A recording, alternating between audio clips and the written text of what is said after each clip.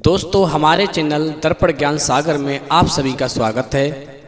मित्रों, एक बार माता पार्वती भगवान शिव से कहती हैं, प्रभु मैं ये जानना चाहती हूँ कि स्वर्ग का असली हकदार कौन होता है और गरीबी को पल मात्र में दूर कैसे किया जा सकता है।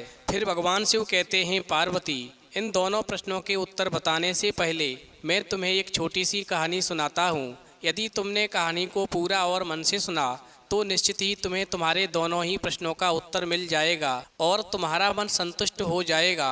तो मित्रों, कहानी शुरू करने से पहले मेरा आप सभी से अनुरोध है कि आप हमारी कहानी में खो जाएं। उससे पहले हमारे चैनल को सब्सक्राइब करके बेल आइकन अवश्य दबा लें, जिससे हमारी हर वीडियो का नोटिफिकेशन सबसे पहले आप तक पहुंच सके और आप हमारी हर वीडियो से प्राप्त ज्ञान का अपने जीवन में लाभ उठा सकें। तो आइए कहानी शुरू करते हैं। भगवान शिव कहते हैं, पार्वती एक नगर में एक गरीब बुढ़िया रहती थी। उसके 4 बेटे थे। वहीं बुढ़िया का सबसे बड़ा बेटा जो था, उसके ऊपर घर की सारी जिम्मेदारी थी। वो अपनी माँ की बहुत सेवा करता था। पिताजी उसके गुजर चुके थे। बुढ़िया के बड़े लड़के की पत्नी भी बहुत ही संस्कारी थी। वहीं एक दिन बुढ़िया के बड़े बेटे ने मन में विचार किया कि यदि मैं मेहनत मजदूरी नहीं करूँगा तो अपने छोटे 3 भाइयों को पढ़ा लिखा नहीं सकूँगा, और यदि मेरे 3 छोटे भाई पढ़ लिख गए तो एक दिन ये बड़े आदमी बन जाएंगे। बस यही सोच करके बुढ़िया का बड़ा बेटा दिन रात मेहनत मजदूरी करता था और अपने तीनों छोटे भाइयों को बहुत ही मेहनत से पढ़ाता था। समय धीरे धीरे गुजरता चला गया और फिर बुढ़िया के बड़े बेटे की मेहनत रंग लाई। वहीं बुढ़िया का दूसरे नंबर का बेटा राजा के यहाँ मंत्री बना, और तीसरे नंबर का बेटा बहुत बड़ा व्यापारी बना, और चौथे नंबर का बेटा बहुत बड़ा ज्योतिषी बना। इस प्रकार बुढ़िया के तीनों बेटे पढ़ लिख करके कामयाब हो गए। उनके पास में धन की कोई कमी नहीं रही, और फिर तीनों ने अपनी मर्जी से शादी की, और शादी करने के बाद में अपनी गरीब माँ और बड़े भाई से अलग होकर रहने लगे। वहीं बड़े भाई को बड़ा अफसोस होता था कि मैंने जिन भाइयों के पीछे अपना सारा जीवन कुर्बान कर दिया, आज वो भाई जब धनवान हो गए, पढ़ लिख कर कामयाब हो गए, तो मेरे साथ 4 दिन भी नहीं बिता सके। खैर कोई बात नहीं, मैंने अपना फर्ज अदा किया।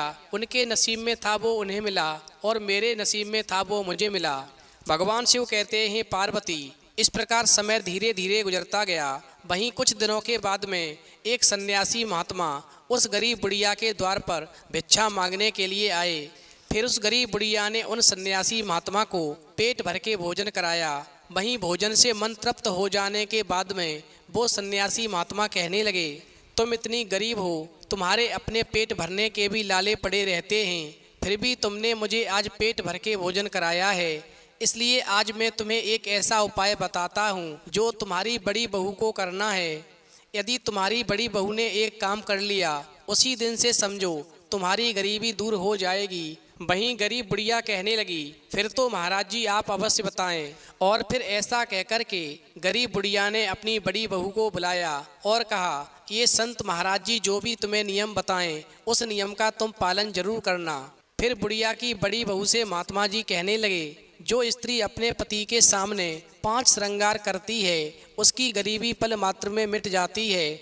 नंबर 1, पति के प्रति वफादारी का श्रृंगार। नंबर 2, सहनशीलता का श्रृंगार। नंबर 3, विनम्रता का श्रृंगार। नंबर 4, निश्चल रहने का श्रृंगार। नंबर 5, चेहरे पर मोहक मुस्कान का श्रृंगार। आगे सन्यासी कहते हैं, मुझे मालूम है तुम बहुत ही संस्कारी हो, तुम अपने पति से बहुत प्यार करती हो, फिर भी तुम्हारे अंदर कुछ कमियां हैं। तुम्हारे पति ने अपने भाइयों को पढ़ा लिखा कर कामयाब कर दिया, वो तो धनवान हो गए, मगर तुम्हारे पति गरीब के गरीब ही रहे। इसलिए हमेशा तुम अपने पति से लड़ती झगड़ती रहती हो, पति का नाम लेती हो, पति के जीवन के राज की बातें दूसरों को बता देती हो, पति के सामने कभी भी अधरों पर एक मोहक मुस्कान नहीं लाती। बस इसी वजह से लक्ष्मी की कृपा तुम्हारे ऊपर नहीं होती, क्योंकि जो स्त्री अपने पति का अपमान करती है, अपने पति के जीवन के राज की बातें दूसरों को बताती है, पति का नाम लेती है, उसके जीवन में कभी सुख नहीं आता, जीवन में दुख आता है और गरीबी में ही जीवन व्यतीत करना पड़ता है। इसीलिए हमेशा ध्यान रखना, स्त्री को कभी भी अपने पति का भूल कर भी नाम नहीं लेना चाहिए। भगवान शिव कहते हैं, पार्वती इस प्रकार गरीब बुढ़िया के बड़े बेटे की बहू ने संत की बातों को मान करके वचन दिया कि वो कभी भी पति का नाम नहीं लेगी और उनके जीवन के राज की बातें कभी किसी को नहीं बताएगी। अपने पति के सामने हमेशा अपने अधरों पर मोहक मुस्कान रखेगी, पति का हमेशा सम्मान करेगी और उनके प्रति वफादार रहेगी। भगवान शिव कहते हैं पार्वती, वहीं इतनी बात को समझा करके वो संत महात्मा तो चले जाते हैं, वहीं गरीब बुढ़िया के बड़े बेटे की बहू अपने पांचों श्रृंगारों को पति के सामने करने लगती है। फिर इधर तो गरीब बुढ़िया के बड़े बेटे की बहू ये पांचों श्रृंगार पति के सामने करती है और उधर लक्ष्मी जी प्रसन्न हो जाती हैं। अब कहानी को गौर से सुनो, किस प्रकार से गरीब बुढ़िया के बड़े बेटे की बहू पर लक्ष्मी की कृपा होती है। जिस राज्य में वो गरीब बुढ़िया अपने बड़े बेटे और बहू के साथ रहती थी, उस राज्य का राजा बड़ा ही सुंदर और बलवान था।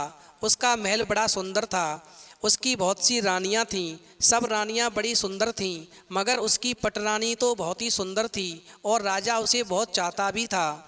वहीं एक दिन पटरानी ने राजा से उपहार में एक नौलखा हार मांग लिया। वहीं राजा पटरानी की कोई बात नहीं टालता था। राजा के पास धन की कमी तो थी नहीं, उसने शहर के सबसे मशहूर जौहरी को बुलाकर ऐसा नौलखा हार बनाने का हुक्म दिया जो उससे पहले कभी न बना हो। वहीं जौहरी ने हीरों और जवाहरात से जड़ा हुआ एक अनोखा और दुर्लभ नौलखा हार तैयार किया। वहीं राजा ने जौहरी को खुश होकर के न केवल हार की कीमत दी बल्कि एक बड़ी रकम इनाम के तौर पर भी दे दी। फिर राजा ने अपनी पटरानी को बुलाया और वो नौलखा हार उसको उपहार में दे दिया। वहीं नौलखा हार पाकर के पटरानी की खुशी का कोई ठिकाना ना रहा। भगवान शिव कहते हैं पार्वती, पटरानी उस हार को हर समय पहने रहती और सोते हुए भी गले से नहीं उतारती थी। हाँ, सिर्फ नहाने के वक्त वो उसे उतार कर पास ही रख देती थी, मगर नहाने के बाद में उसे फौरन पहन लेती थी। वहीं एक रोज वो पटरानी महल के अंदर अपने तालाब में नहा रही थी तो तालाब के किनारे पर कोई मोर उतरकर आ गया, जिसका रानी को पता नहीं लगा। वो मोर रानी के कपड़ों के पास पहुंच गया और उसने अपनी चोंच में रानी का नौलखा हार उठा लिया और लेकर के उड़ गया। फिर रानी जब नहाकर निकली तो ये देखकर हैरान और परेशान रह गई कि उसका बहुत प्यारा हार गायब है। उसी वक्त महल में शोर मच गया, सारे महल में हार ढूंढा गया, मगर सारा समय बेकार गया, वो हार कोई भी नहीं ढूंढ सका। भगवान शिव कहते हैं पार्वती, वहीं शहर से बाहर वो गरीब बुढ़िया अपने बड़े बेटे और बहू के साथ में रहती थी। उसने एक झोंपड़ा बना रखा था, वो मांग करके गुजारा करती थी और जिस दिन उसे भीख नहीं मिलती थी वो भूखी ही सो जाती थी।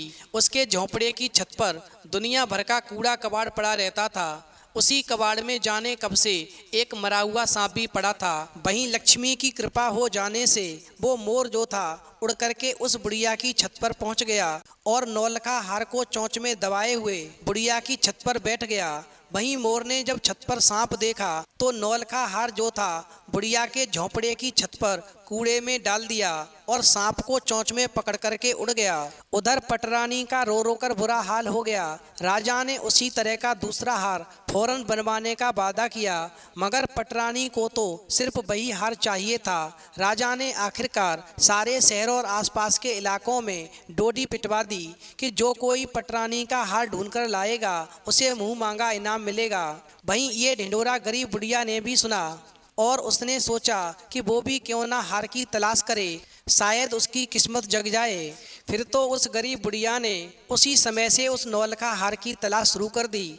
बाद में उसे अपने झोंपड़े की छत पर पड़े कूड़े का ख्याल आया और ऐसा सोच करके वो गरीब बुढ़िया जो थी किसी तरह से छत के ऊपर चढ़ी और उसने लकड़ी के ऊपर से पड़े हुए कूड़े को जब इधर उधर किया तो नौलखा हार उसे पड़ा मिल गया। भगवान शिव कहते हैं पार्वती, उस गरीब बुढ़िया ने हार के बारे में किसी को नहीं बताया, ना अपने बेटे को बताया और ना अपनी बड़ी बहू को बताया, और हार को एक पोटली में बांध करके राजा के महल की तरफ चल दी। उसने दरबानों से जाकर के कहा कि वो राजा को खबर दें कि एक बुढ़िया आई है और वो नौलखा हार के बारे में राजा को कुछ बताना चाहती है। वहीं राजा ने फौरन ही उस गरीब बुढ़िया को महल में बुलवाया और जब बुढ़िया ने उसे पोटली में से निकालकर हार दिया तो राजा की खुशी का ठिकाना ना रहा।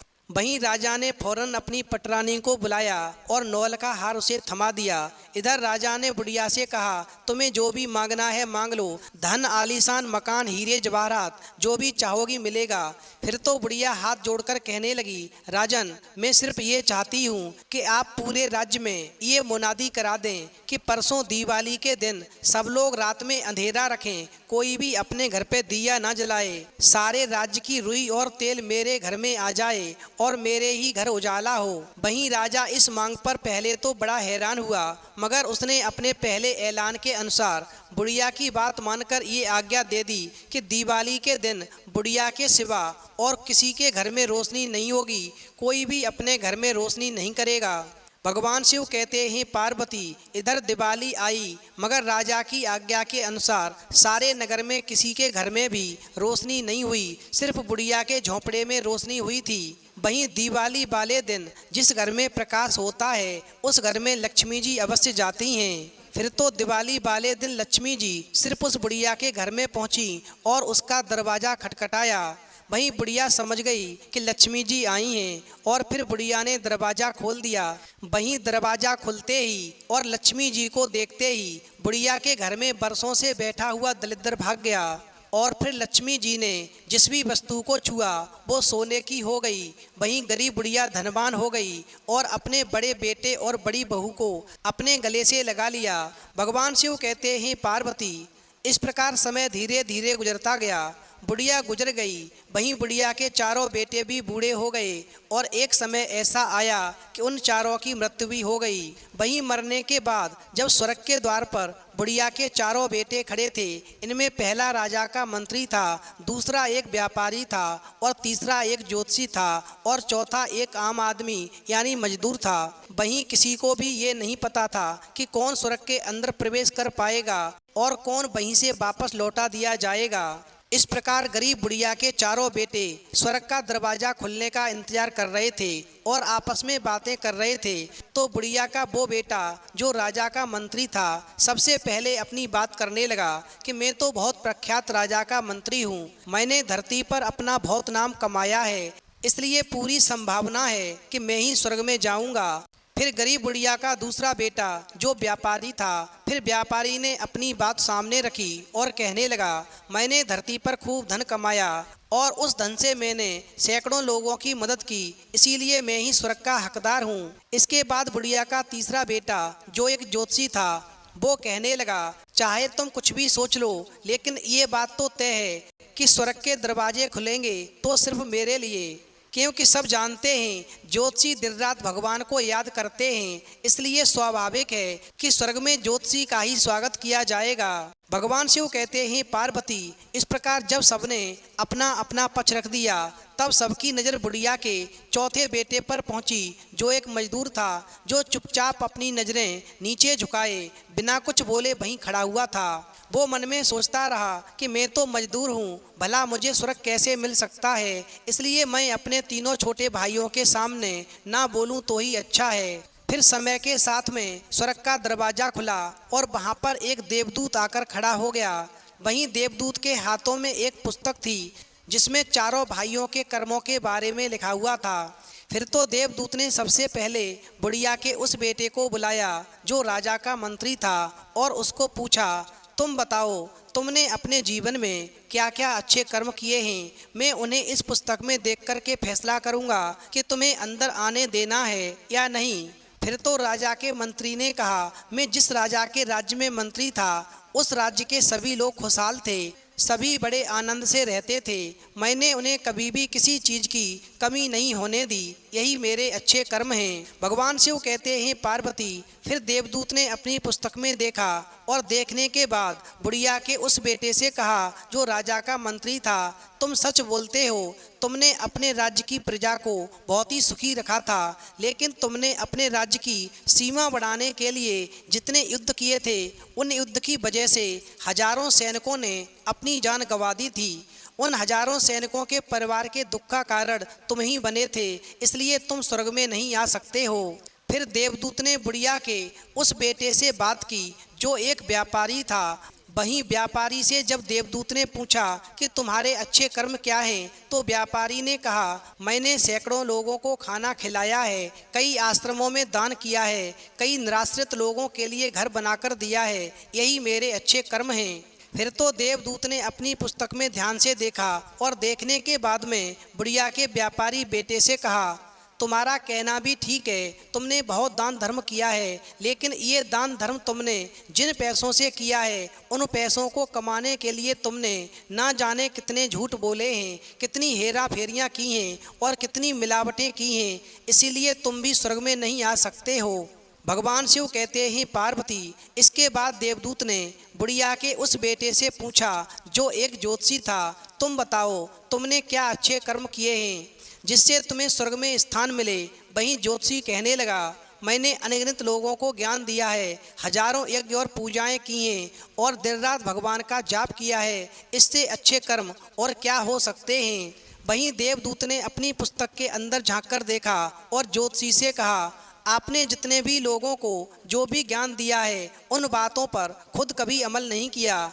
आपने यज्ञ पूजा या भगवान का नाम निस्वार्थ भाव से कभी नहीं लिया, इसीलिए आपका भी स्वर्ग में आना पूरी तरह से प्रतिबंधित है। वहीं बुढ़िया का सबसे बड़ा बेटा जो मजदूर था, वो ये सब देखकर हैरान था कि वो अब तक जिन भाइयों को महान समझता आ रहा था, उनकी व्याख्या स्वर्ग के दरवाजे पर आकर बदल गई। धरती पर जिन कामों को अच्छा समझा जाता है, उनका यहाँ पर कोई मूल्य नहीं है। भगवान शिव कहते हैं, पार्वती। वहीं अंत में देवदूत ने बुढ़िया के सबसे बड़े बेटे को बुलाया जो एक मजदूर था। फिर उससे कहा, तुम बताओ तुमने अच्छे कर्म क्या किए हैं। वहीं बुढ़िया का बड़ा बेटा जो मजदूर था, वो कहने लगता है, प्रभु मैं जानता हूँ कि मैं भी स्वर्ग में आने के लायक नहीं हूँ, लेकिन फिर भी एक बार बाहर से स्वर्ग को झांक कर देखना चाहता हूँ, बस इससे ज़्यादा मेरी कोई इच्छा नहीं है। क्योंकि ऐसी इच्छा पालने के लिए मैंने जीवन में कुछ भी नहीं किया है। मैं पूरा दिन मेहनत करता और जो भी पैसा कमाता उसे परिवार के पालन पोषण में खर्च कर देता था, इसलिए दान धर्म के लिए मेरे पास में कुछ भी बचता ही नहीं था। लोगों की भला में क्या सेवा करता, क्योंकि काम के बाद जो थोड़ा सा समय मिलता उसको अपनी ही बूढ़ी माँ के सेवा में बिता देता था, और ये सब करने के बाद में कभी कभी मंदिर भी चला जाता था और भगवान ने मुझे जैसा भी दिया था उसके लिए उसको धन्यवाद कहता था। वहीं देवदूत ने अपनी पुस्तक में बड़े ध्यान से देखा और थोड़ी देर तक देखता ही रहा। फिर उसने मजदूर से कहा कि तुम याद करके बताओ कि तुमने कभी तो कोई अच्छा काम किया होगा। वहीं मजदूर ने थोड़ी देर सोचने के बाद कहा, हाँ मुझे थोड़ा थोड़ा याद है। एक बार मैं बहुत भूखा था और मैं खाना खाने के लिए बैठा ही था कि एक बहुत ही कमज़ोर कुत्ता जो ठीक से चल भी नहीं पा रहा था, वो मेरे पास आ गया और मेरे खाने को देखने लगा। तभी मैंने अपनी रोटी उस कुत्ते को खिला दी और उस दिन में भूखा ही सो गया। वहीं मजदूर की बात सुनने के बाद में देवदूत मुस्कराया और कहा, जो भूखे को भोजन खिलाता है और जो अपने जीवन में 5 कर्जों को अदा कर देता है, उसे स्वर्ग की प्राप्ति होती है। जिस प्रकार तुमने भूखे कुत्ते को भोजन खिलाया और अपने जीवन में 5 ऋण अदा किए। नंबर 1, माता का ऋण। सर्वप्रथम माता का ऋण आता है। हम 9 माह तक अपनी माँ के गर्भ में रहते हैं, उसको 9 माह तक प्रत्येक क्षण पीड़ा देते हैं और 9 माह के बाद जब हमारी जननी हमें जन्म देती है, उस समय उसको भयंकर असहाय पीड़ा होती है। जन्म लेने के बाद भी माता अपने बच्चे का लालन पालन पोषण करती है। कई वर्षों तक वो स्वयं दुख सहन करके अपने बच्चे को आंचल की छाया देती है। इसलिए माता का ऋण सबसे बड़ा ऋण है। इस ऋण को उतारने के लिए हमारा पूर्ण जीवन भी कम है, फिर भी माता का ऋण चुकाने के लिए कन्यादान करना चाहिए। अपनी बेटी का कन्यादान तो सभी करते हैं, किंतु ये ऋण तभी उतरता है जब किसी अन्य कन्या का कन्यादान किया जाए, और तुमने गरीब होते हुए भी कई कन्याओं का कन्यादान किया है, इसलिए तुम माता के ऋण से उऋण हो गए। नंबर 2, पिता का ऋण। पिता महान होता है। पिता का अपने बच्चे के प्रति सुरक्षा, सहायता और जिम्मेदारी का दायित्व होता है। पिता से ही जन्म होता है। पिता सिर्फ जैविक ही नहीं बल्कि पालनहार होता है। इसलिए पिता का ऋण चुकाने के लिए हमेशा संतान की उत्पत्ति करनी चाहिए, और तुम्हारी पत्नी ने एक पुत्र और एक पुत्री को जन्म दिया है, जिसकी वजह से तुम पिता के ऋण से भी उऋण हो गए। नंबर 3, गुरु का ऋण। गुरु वो होता है जो ज्ञान देता है, इसलिए मनुष्य गुरु का ऋणी हो जाता है और गुरु का ऋण चुकाने के लिए हमें जो भी ज्ञान हो उस ज्ञान से लोगों को शिक्षित करना चाहिए, तभी गुरु का ऋण उतरता है। तुम अनपढ़ थे, फिर भी तुमने अपने अनुभव को लोगों के बीच में बांटा, इस प्रकार तुम अपने गुरु के ऋण से उऋण हुए। नंबर 4, धरती का ऋण। धरती माता होती है क्योंकि सभी प्राणी धरती पर ही चलते हैं और धरती से ही चलना सीखते हैं। ये धरती केवल मनुष्य की ही नहीं अपितु समस्त करोड़ों प्रजातियों जीव जंतुओं की भी है। संपूर्ण ब्रह्मांड में केवल धरती ही वो स्थान है जहाँ जीवन का अस्तित्व है। इसलिए धरती का ऋण चुकाने के लिए पेड़ लगाने चाहिए अथवा कृषि कार्य करना चाहिए। और तुमने खेती में मेहनत की और इस धरती पर काफ़ी पेड़ पौधे भी लगाए जो आज छाया दे रहे हैं, इसलिए तुम धरती के ऋण से भी उऋण हो गए। नंबर 5, धर्म का ऋण। जो परमेश्वर है वही धर्म है। धर्म केवल मनुष्य के लिए ही नहीं है अपितु समस्त जीव जंतु पशुओं के लिए भी धर्म है। पानी का धर्म है बहना, अग्नि का धर्म है प्रकाश करना, अपने संपर्क में आने वाली वस्तुओं को जलाना, वायु का धर्म है चलना और समस्त जीवों को जीवन दान देना, आकाश का धर्म है सब कुछ अपने अंदर समा लेना, बादलों का धर्म है बरसना। इसलिए मनुष्य को धर्म का ऋण उतारने के लिए धार्मिक कार्य करने चाहिए, धर्म की रक्षा करनी चाहिए और धर्म का प्रचार तथा अपने प्रभु का गुणगान करना चाहिए। और तुमने धर्म रूपी ऋण उतारने के लिए ये सारे काम किए हैं, इसलिए तुम्हें स्वर्ग की प्राप्ति होती है। और फिर इतना कहकर के देवदूत जो था मजदूर को बड़े सम्मान से स्वर्ग के अंदर ले गया। वहीं कहानी सुनने के बाद में माता पार्वती कहती हैं, प्रभु वास्तव में आज की कहानी सुनकर के मेरा मन प्रफुल्लित हो गया। अच्छे कर्म, लोभ, मोह, माया ये सब भाव में आकर नहीं किए जाते और ना ही इन्हें अच्छे कर्मों की श्रेणी में गिना जाता है। निस्वार्थ भाव से किया गया एक ही अच्छा कर्म भी आपके जीवन के सारे पाप धोने की शक्ति रखता है। इसलिए जब भी मौका मिले निस्वार्थ भाव से और अच्छे मन से अच्छे कर्म अवश्य करने चाहिए। तो मित्रों, यदि आपको भी वीडियो पसंद आई हो तो प्लीज़ आप हमारे चैनल को सब्सक्राइब करें और भगवान शिव और पार्वती के लिए एक लाइक करना न भूलें।